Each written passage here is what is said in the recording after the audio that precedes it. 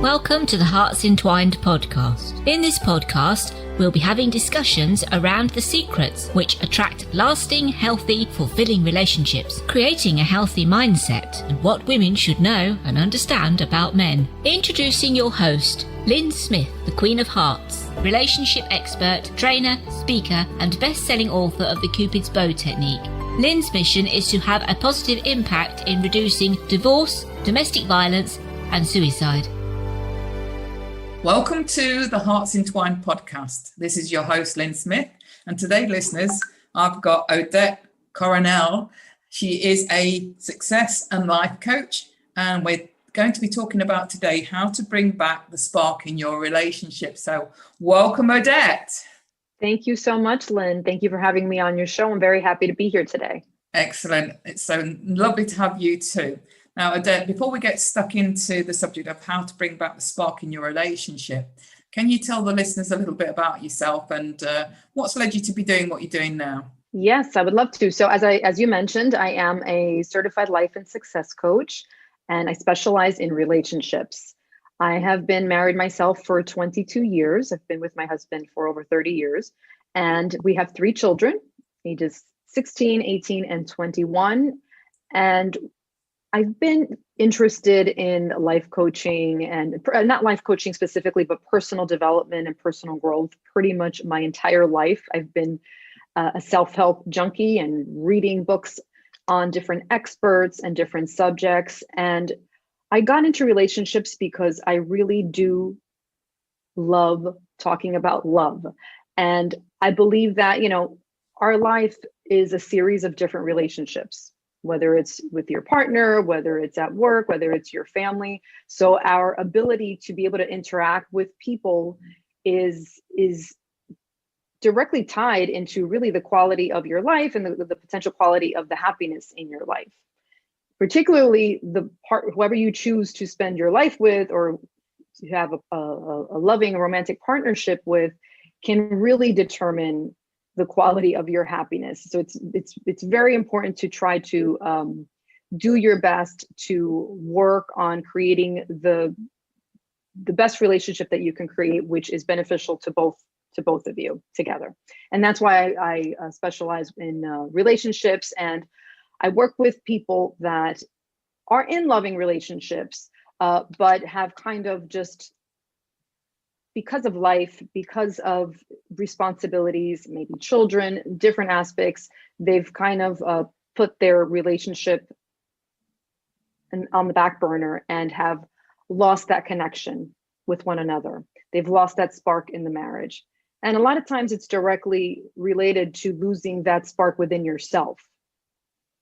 So what do you think, or what's been your experience, I suppose, from the people that you've interacted with and maybe your own personal experience that's been the cause of, losing that spark from our, romantic relationship, whatever that might be?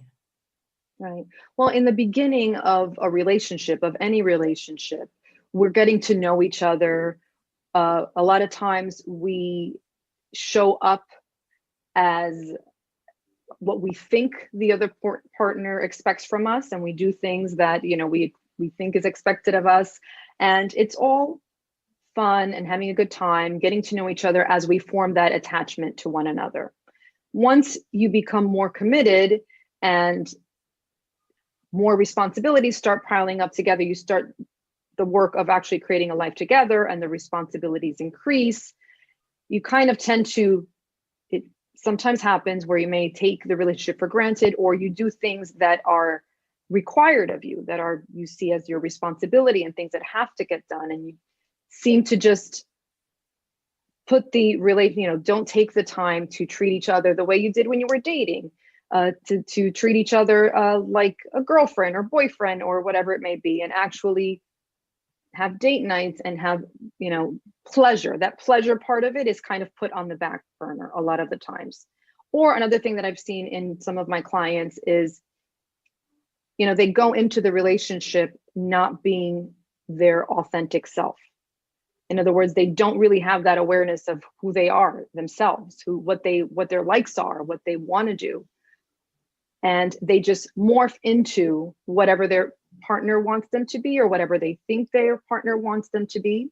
And they go through that autopilot in the relationship. They're kind of like on autopilot in the relationship for so long, where they come to a point where they realize that they're not happy because they're not being true to themselves.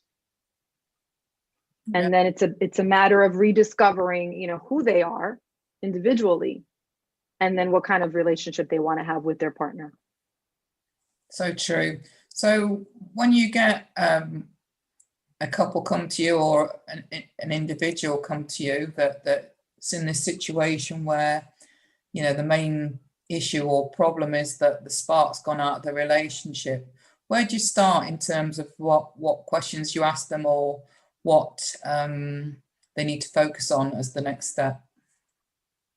The first step is just really establishing where you are, what is happening right now, just being very clear on what the experience is right now, what emotions you're feeling about the relationship in terms of the relationship, what thoughts you're having about the relationship, what, based on those thoughts and feelings, how are you behaving? How are you showing up in the relationship? So kind of just a general assessment of where things are now, and that awareness, and kind of accepting things as they are. This is where the relationship is at the moment, and kind of like accepting it. And then tracing it back to the root of how you got here, kind of working our way backwards and figuring out how you got here. What was the root of this? Why did you get here? And then figuring out what you really want. What can we do different? What is it? Is it a matter of perspective? Sometimes it's a matter of focusing on the negative. As human beings, we just tend to focus on, there could be many things happening throughout the day, both positive and negative, and we tend to remember the negative.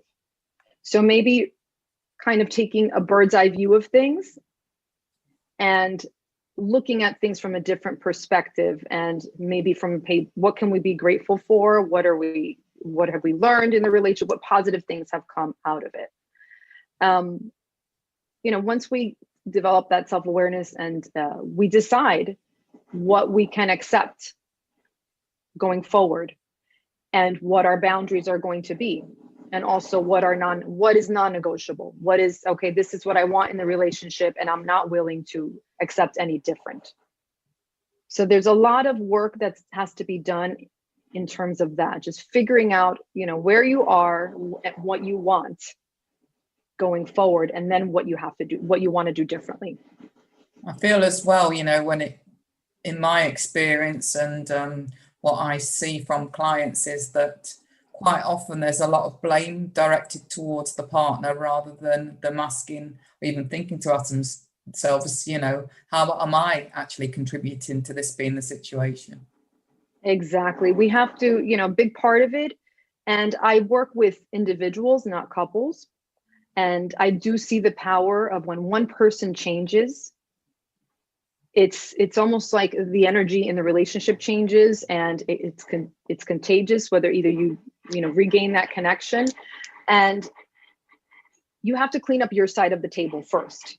You have to take responsibility for your behavior or your emotions or your lack of communication in the relationship. And that's what developing that awareness is all about. So what are your tips and what do you say to, because I've had this with my clients, whereby they, they're very much, no, it's him. So how do you, as in your style, Odette, shine the mirror and say, well, look, where can you put your hand up and say that you've contributed to this? Right. Yeah, it's easy to blame and to see what the other person's doing wrong, but like they say, you can't see your own nose, right? You can't see your own self. So you have to take the time to really explore what your side of it. And what I like to do is we start off by looking at the situation from an objective perspective, just kind of listing the facts. What are the facts of this situation that you're dealing with? What are the things that you can both agree on that are just undeniable, that even someone from the outside looking in would agree that this is a fact. No one can dispute it. So we start with that, kind of take the emotion out of it and explore that. Absolutely. Then we explore, what are we thinking and feeling about this situation? Because our thoughts are what create our feelings, our thoughts about the situation. And sometimes our thoughts may not 100% be about the situation. A lot of times it has to do more with past experiences and, conditioning just from the past. And we bring all those experiences with us, and we're not consciously thinking and feeling these things, but we are, just because of our own past experiences. So that's why it's important to take an objective look first, and then explore, what am I thinking and feeling about this situation? And then that's leading for me to take certain actions and behave a certain way or react a certain way. A lot of times we have what's called, we have our core emotions and we have our reactive emotions. So a lot of times we will react in a way that's aggressive or angry. And so that reactive emotion is anger. But what we're really feeling perhaps may be hurt. It may be disappointed. It may be fear. It may be fear that our partner doesn't love us or that our partner is going to leave us. But the way that we react is anger. And then that causes our partner to react with anger as well. And it becomes a cycle. So what you're meaning by core emotions, I'm assuming, for the benefit of the audience, I know what you mean, but the core emotions are really the emotion that underlying the reactive emotion. Exactly. What we're really feeling deep down inside is what I'm referring to as the core emotion, which we may not even be aware of it at the moment. We react with anger, but the reason that we're angry is because we're hurt. Absolutely. So if we can communicate in a way where we can express that we are feeling hurt, if we're willing to be vulnerable with our partner and we're willing to say, listen, I feel hurt, or I am afraid that you don't love me. I'm afraid that you're going to leave me, that you're going to abandon me. Most of the time, our partner is going to react in a more loving way, in a more open way, versus when we react in an angry way or in an aggressive way. I think the key thing there, to show some distinction for the benefit of the audience, is, to start with the word I, rather than pointing the finger and saying you. Exactly. And again, taking the time, and even if it's on your own, not necessarily right away with the partner, that way you have time to kind of process things, is really looking at it objectively. And perhaps you're making assumptions about the situation. Perhaps, if you asked, we can experience an event. We can go to a party. Let's just say, Lyn, you and I go to a party and we experience the same party. And then we go home and our friends or our partners ask us, oh, how did it go? What happened? And we can both describe it completely differently. Yeah. We were both at the same event, right? It's our interpretation, our perception of the event. So that's one thing that, often happens in a relationship, is we may have a perception that is different from our partners. So it's not a matter of being right or wrong or putting blame. It's, how am I perceiving this? And then kind of communicating and trying to take it and have an understanding of maybe how your partner is seeing it. Another key thing is, rather than react with aggression, and obviously that, especially I think from the masculine, the male perspective, they're very, very sensitive to our tonality of voice, aren't they? So it's also remembering not only to not point the finger and say you in a reactive voice, but to sort of say, this is how I'm feeling, with your natural, soft, more vulnerable, like you said, but coming from a place of from that loving space rather than that victim mentality, but from your own authentic loving space of saying, look, this is how I feel about things, and this is why I'm feeling this, in a more soft, feminine voice that's going to elicit the best, most connected response, isn't it? Exactly. Yeah. It's, in any interaction that we have or any communication, it's, you have to ask yourself, what is the intention? Is the intention to be understood and to try to understand your partner, or do you just want to win the argument? We have to remember that we're working towards the same things. We should be working towards the same things. We should have the same goals, and that's to be happy and to have a loving, happy, relationship. And we have to figure out a way to communicate that's most effective. And also a big part of which we haven't talked about either is the intimacy. It's a very big part of a relationship, and it doesn't have to be always sex. What I mean is even just physical touch and hand holding and hugging and cuddling, and all these things go a long way in helping us feel safe and secure in order to be able to communicate in a way that's vulnerable and honest and not just reactive and aggressive. It goes a long way. Yeah, I think a good example of that would be, rather than saying, "Oh, you never hold my hand," and saying you in an accusing tone, would be to say, "I used to love it when we used to hold hands, and I miss that." Exactly. How different is Exactly. that when it's expressed from that perspective of, "I really miss that," Yeah. That's actually so true. Or, just hold his hand, just do it, give him a hug. Don't be afraid to be out there. But, you brought up a good point, is like, I used to love it when we did this, or I used to love it that, reminiscing is very powerful, because when we reminisce, we bring up all these emotions that we had in the past, and we're almost like reliving that experience. So talking with your partner, reminiscing with your partner is a great way to connect and bring back those happy feelings. Reminiscing and also making plans for the future, both kind of like elicit these happy feelings within us, and we relive these happy past experience. A lot of times we bring up everything that our partner did wrong from the beginning of time all the way till today.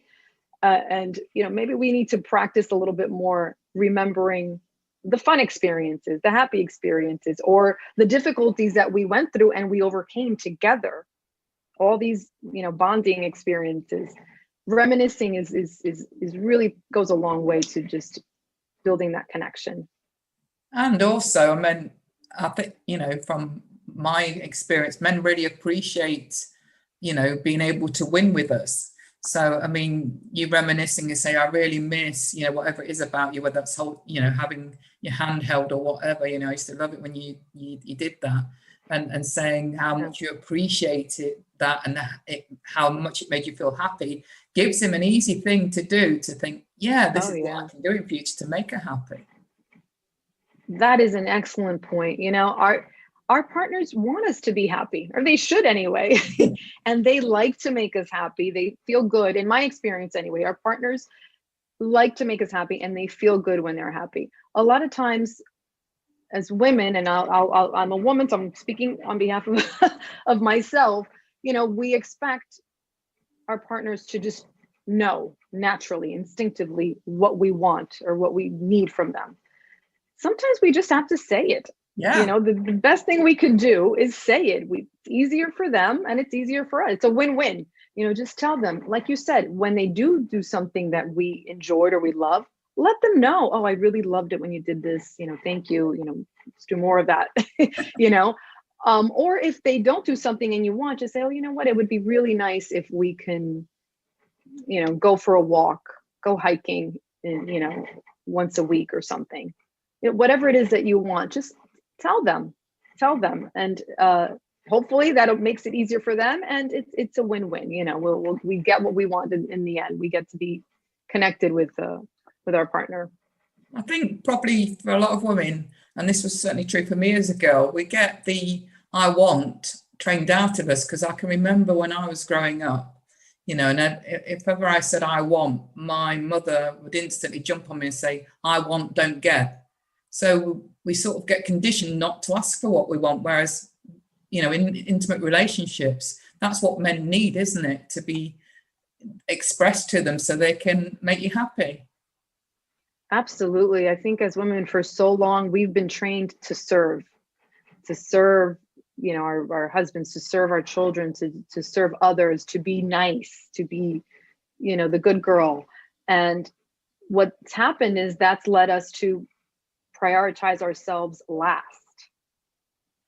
And that's not sustainable in the long term. It's not sustainable. And what's healthiest in any relationship or any family or anything is for us to be true to ourselves and to be happy. It's almost like, if I'm thirsty and you don't have water to give, you can't serve me water. You can't give me happy. If I'm not happy, I can't make someone else happy, or I can't expect them to make me happy. It's got to come from within. You have to do what's right for you, and you have to know what that is, identify it for yourself, and be able to communicate that with your partner. And it becomes, that energy becomes contagious. It's an abundance of happiness or love or whatever it may be. It's not like you have to sacrifice your happiness or your needs in order for someone else to be happy. It's almost like it reminds me of when I had my first daughter, and I loved her so much, right? I felt all this love that I thought my heart was going to explode. And I thought, you know what? It wouldn't be fair to have another kid because I can't possibly love another child as much as I love this child. And then I had my second daughter, and then my third child, my son, and I loved them just as much. The love was just exponential. The more you have to give, the more it grows. And that's the same thing with happiness. And that's the same thing in the relationship. Your happiness does not have to mean that your partner is unhappy. The happier you are, the more you have to give, the happier you will both be together. I feel there's a lot of truth in happy wife, happy life from a man's perspective. Because I have a t-shirt that says that. I love it. Don't they? And if you can give them opportunities or express what you want or what you would like, it makes it very easy then to them to think, that they can do something to make you happy, and don't have any expectations around that, mind you. They may not want to do it, but right. And it's also in the approach. It's in the approach. You can express it, from a place of love, and not like, oh, I want you to do this, you never do that. You have to think about the approach also and how you're communicating. Because at the end, we want it to be a healthy, happy relationship, right? Yeah. So the way we're communicating it is important too, not just what we're saying, but how we're saying it. And another tip in terms of how you say things, I always suggest, from a woman's perspective, is to say the W words like I would or will you, rather than the C words, which are could or can you, because the C words can be received as more a command and more interpreted from a masculine, challenging energy, rather than the W words, the more softer, like will you or would you, are coming from a more softer feminine energy, which they're more likely to respond to with love and willingness to do. And the way I remember it, the difference is when a man asks a woman to marry him, he doesn't say, can you marry me? He always says, will you marry me? So you remember the will, W's are the strong. I get, like, yes, I can marry you, but would I? I don't know. Yeah, exactly. Exactly. You know what? Lisa Nichols, she's an expert on public speaking. She's a motivational speaker. She talks about communication in terms of carefrontation versus confrontation, when you have to have a difficult conversation. And what she explains is that when you want to communicate something that may be a little touchy, or you're afraid your partner may take it the wrong way, it's you start at 0 and you bring it up a notch. You say something positive, followed by something positive. So you've invested some positive, some love into your, value bank, so to speak. And then you express what you want to express in a loving way, but an honest way. So that might, bring it down a notch, but you're not starting off from 0 and right away, telling them something they don't want to hear.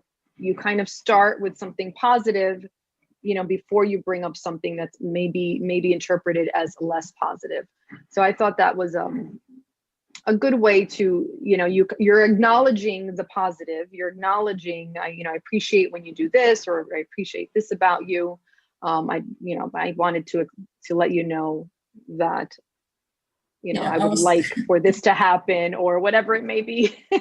I was taught something similar as a teacher, coach, and mentor in terms of how you give feedback, and whether that's to your partner or anybody, whether it's a student, and right. They called it the shit sandwich. Start off with something positive, then put the area that they can improve in the middle, but then end up with something overall, which was good. Right, exactly. You end with something good, something positive. But it is a good approach, and it's a great way to not only focus on the negative, because there are both positives and negatives. And what causes the biggest impact in us, the biggest emotion or reaction is always the negative. Even within ourselves, we judge ourselves and we criticize ourselves. We may have a million other positive traits, but we tend to hang on to that negative trait and beat ourselves up about it. So it's important to acknowledge both. Yeah, or even comments from others. We can hear right. 5 positive comments, but sort of tend to focus on the 5% that wasn't. Exactly. Yeah, it's just human nature. So we have to be aware of that and try to do things a little bit differently. Excellent. So in terms of how we can bring the spark back into our relationships, Odette, any other tips or advice that you would share?